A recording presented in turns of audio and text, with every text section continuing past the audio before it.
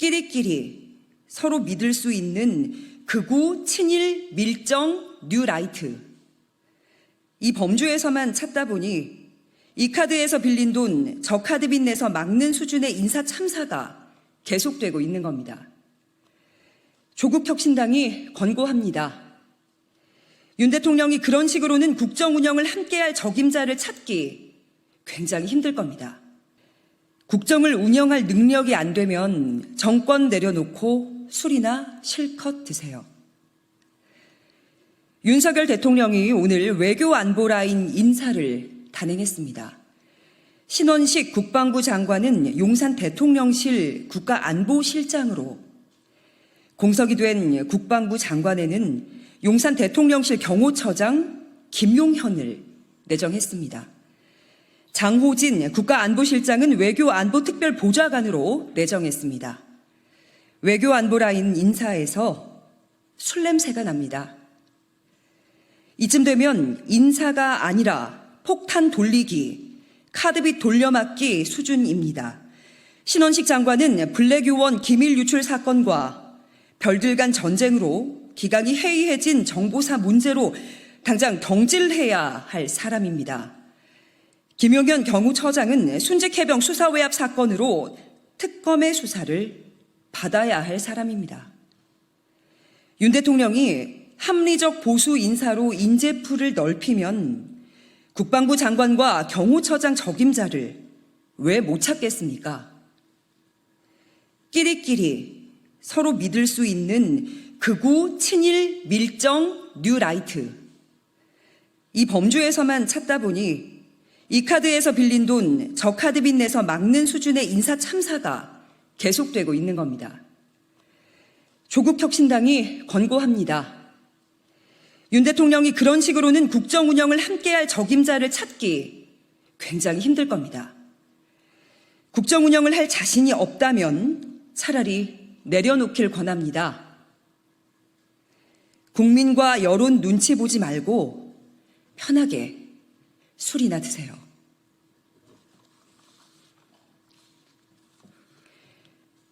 브리핑 이어하겠습니다. 윤 대통령의 19번째 거부권 행사, 이젠 놀랍지도 않다. 윤석열 대통령이 오늘 공영방송사 이사진 구성 때 정치권의 영향력을 줄이는 것을 핵심으로 한 방송통신위원회법, 방송법, 방송문화진흥회법, 한국교육방송공사법 개정안 등 이른바 방송사법에 대해 거부권을 행사했습니다. 19번째 거부권 행사로 독재자 이승만 전 대통령 기록을 경신하려고 폭주 기관차처럼 달려가고 있습니다.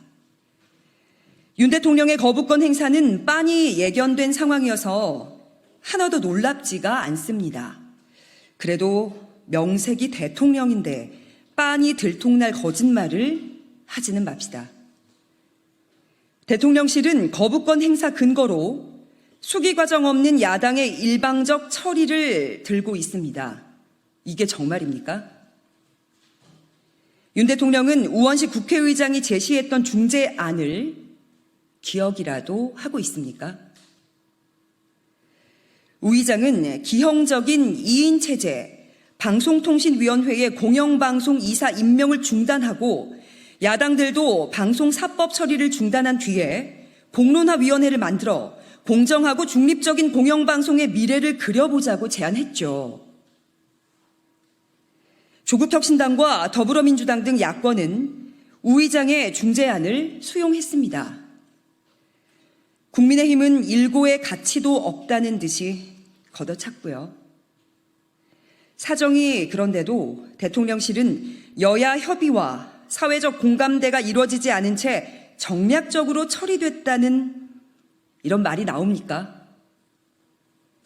윤석열 정권은 자질과 능력이 없는 인사들을 방송통신위원장으로 내리꽂으면서 사회적 공감대 파괴하는데 앞장서지 않았던가요? 윤 대통령은 외국의 공신력 있는 기관들이 우리나라 민주주의와 언론의 자유에 대해 어떻게 평가하고 있는지 잠깐이라도 짬을 내서 들여다보길 바랍니다. 귀하의 집권 기간 동안 곤두박질 치고 있습니다. 혹시 그것도 전임 정부 탓입니까? 야당이 할 일을 못하게 발목을 잡아서 그런 겁니까? 여기까지 하겠습니다. 고맙습니다.